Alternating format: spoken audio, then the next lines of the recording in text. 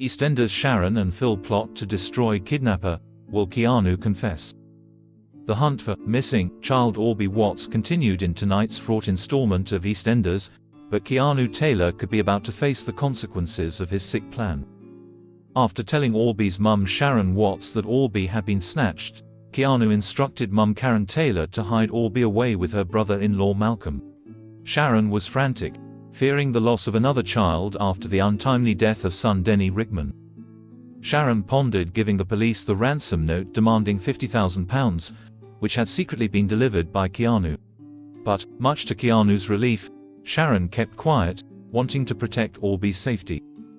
While Karen fibbed to Malcolm that Keanu was running late and needed him to babysit Orby overnight, she continued to fume that her son had been stupid enough to stage the kidnapping in the first place. Sharon found support in brother Zach Hudson and best friend Linda Carter, but things took a turn when Phil and Kat Mitchell arrived, and Phil insisted on hearing everything.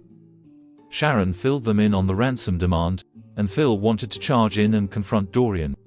Keanu, aware that he had got himself into a big mess, suggested that Dorian was innocent, and joined Sharon to speak to him. Dorian promised Sharon that he wouldn't harm a child, and she believed him. Meanwhile, Karen let herself into Sharon's home and dropped off a new note, using gloves so she couldn't be traced. Sharon felt it was time to tell the detective about the kidnapper's demands, but when Keanu tried to deter her, she sent him packing. Karen received a photo of a sleeping Orby, and narrowly avoided Sharon spotting it on her phone. As Karen comforted Sharon, she pushed down her guilt as she played the part of the worried grandma. Back at the house, Keanu went through the motions of discovering the new message, which asked for a drop-off of cash the following day. The note signed off, "Orby misses his Dino," and Sharon was relieved that Orby was still alive.